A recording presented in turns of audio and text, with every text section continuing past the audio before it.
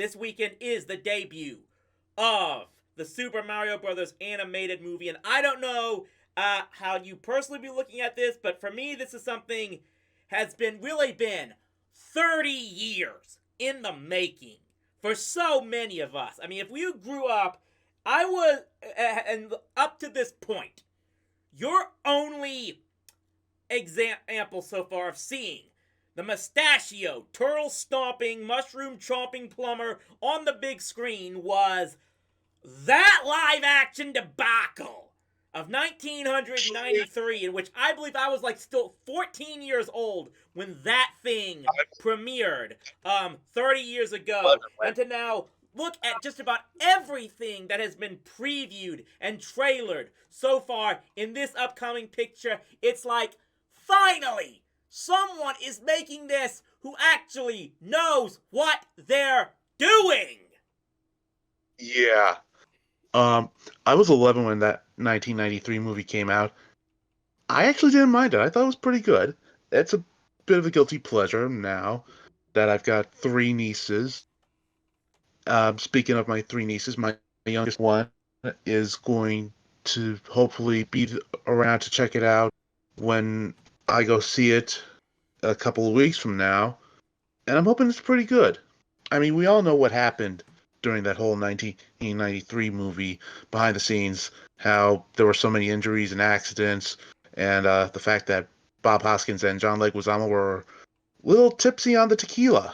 Well, it was just so many. Of course, I said there's so many behind-the-scenes changes in writers and production staff to the point where, and I'm actually upset with myself that I actually didn't know this back when I reviewed this particular show on TV Trash. That the movie finally ended up in the hands of the individuals who created Max Headroom. And like I said in that review, Max Headroom to me was one of the most underappreciated dystopian sci-fi TV shows out there. I would recommend it to just about anyone. But Super Mario is not supposed to be Max Headroom. And that was basically the main issue I had there. Like I said, I was 14, and all I could think was just watching that thing and just, I'm pretty sure I had just a dumbfounded look on for much of that thing. Is like, what is all this? They were descended from dinosaurs? The Goombas are 7 feet tall with shrunken heads? Is that supposed to be Yoshi? Like, it's just Call me crazy for saying I appreciate the effort that they put into the movie, that they were able to add a little creative twists here and there with how they made the Goombas, what they did with Toad, and I actually like the practical effect of Yoshi being a puppet instead of like a CG, whatever it could have been. And but yeah, okay. So I will say this: like, for all the troubles that movie had, I guess you could say they did the best job they possibly could with what they had to deal with. That being said, and I'll admit, I was one person that when the announcement of the movie was first made, I was a little bit skeptical. When it was finally announced, when it was announced that when it was announced that Chris Pratt was going to star in the lead role, I was like, I can probably go ahead with this. I've said this. I'm willing to accept Chris Pratt as Mario more than I can think of Chris Pratt as Garfield, which I'll deal with that when that movie comes.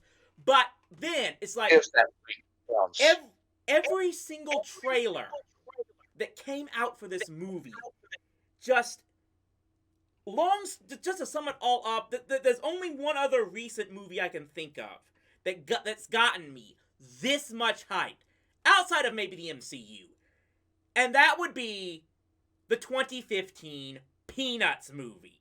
Just to look at every single thing they had going for this trailer, and it's like, oh my god, they're gonna get it right.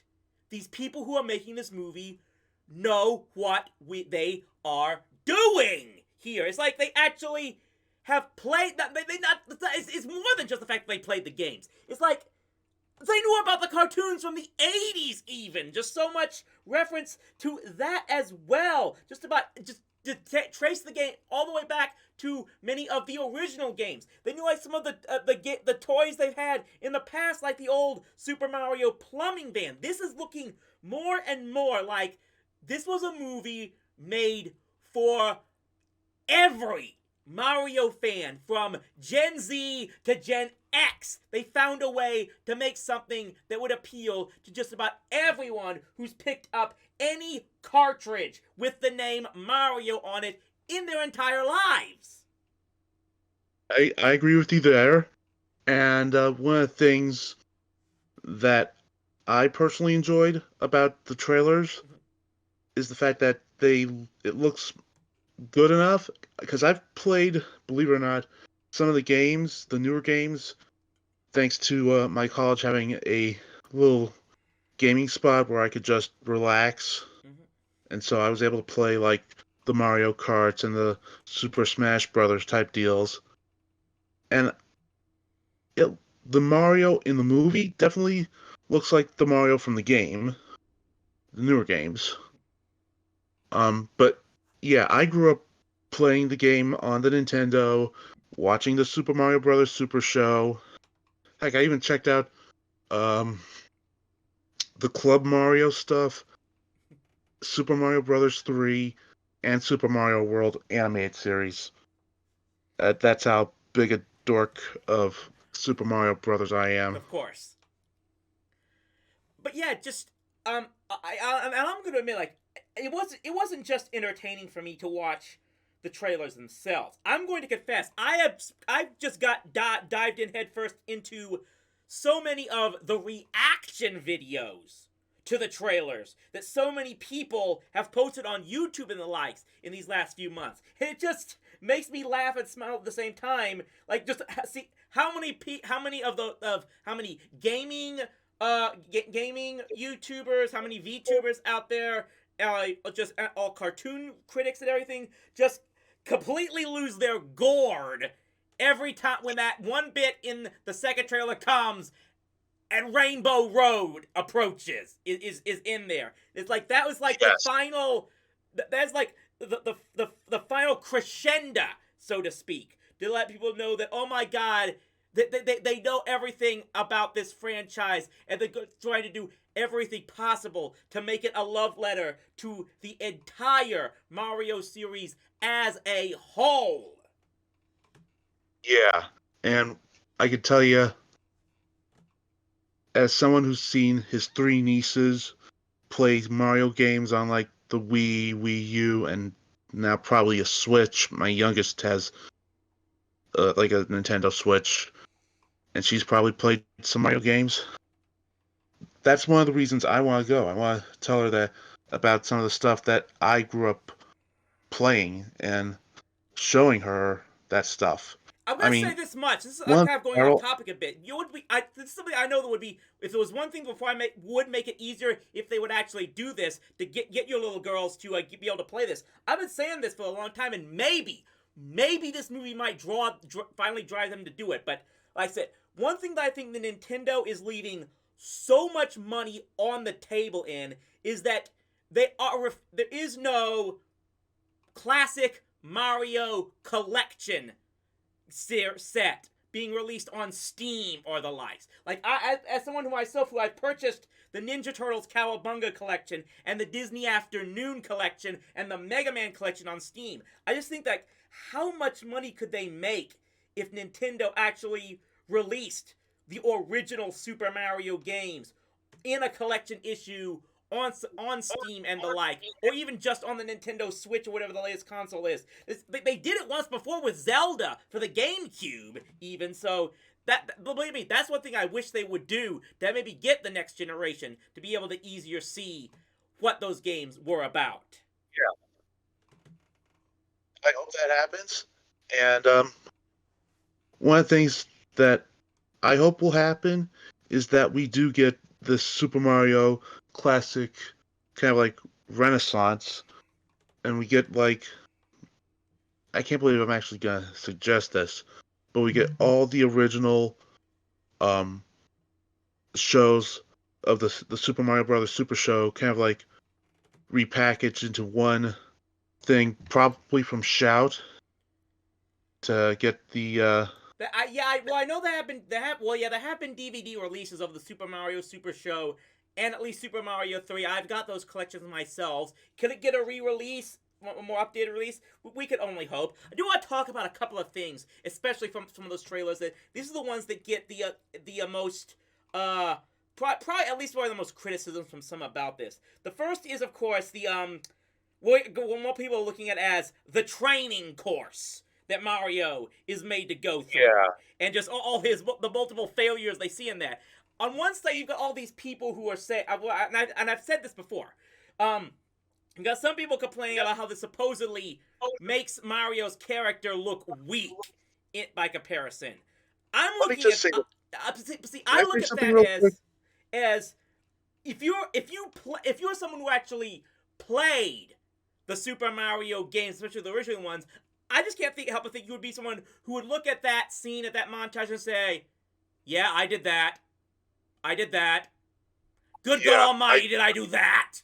Just that is it's so much a throwback. It's kind of it is for all intents a reference to just how challenging and difficult those original games especially were.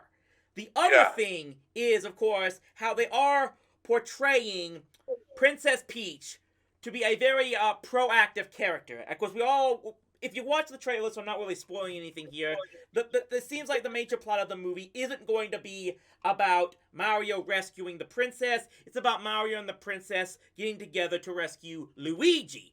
And again, it gets back to so many of those online chads and whatnot complaining about strong women characters and how that's supposedly not what the princess is supposed to be about. And I'm you like, know what? did you guys watch the cartoons originally? This is actually why this is a spoiler alert. Like my second TV trash of this month is going to be about the top moments for Princess Toadstool as she was back then in the original Mario cartoons. Yeah. I'm just gonna say this right now. Mm-hmm. One of the things that I'm looking forward to in this movie is hopefully a very well done story. And one of the things that happened when they did the viral ad that had the Super Mario Brothers Super Show theme song, Mm-hmm. and I was at an event with my youngest niece, and she was like, "That doesn't sound. What was that?" And I showed her the intro to Super Mario Brothers Super Show, and I actually had an episode that was up next in my thing, so I figured we'd check it out. And she was like, "Wow, Uncle Jimmy, this is kind of weird." What? And what point did you get tell her that the Mario in that series was played by a pro wrestler? She doesn't know who pro wrestlers are, Yet. thankfully. But yeah, Yeah, and that's the other thing. but It's she like, knows. But she was like, "Where are they supposed to be from?" I told them they're from Brooklyn, where their pop pop was, where her pop pop was. And it's like, "Oh, really?" And I could say that I enjoyed it once she finally understood. Oh, okay, the events with like it was the Roddy Piper episode. They happened before Mario and Luigi went to the Mushroom Kingdom. She understood everything. right. It helped her understand the show and understand the humor and the situation. And yeah, that's the one thing I've definitely that is making me look forward to this. It is helping. It is just kind of a laugh to seeing the people think that. Of course, they've so many people online have used of course the term I believe it's called the isekai term, isekai. I think that's how it's pronounced. The Japanese term for your character who gets displaced in an unknown world. And that people are thinking like this is something new to come up with this movie, and so many of us who grew up with the cartoon said, "Oh no, this is going back to the roots more or less."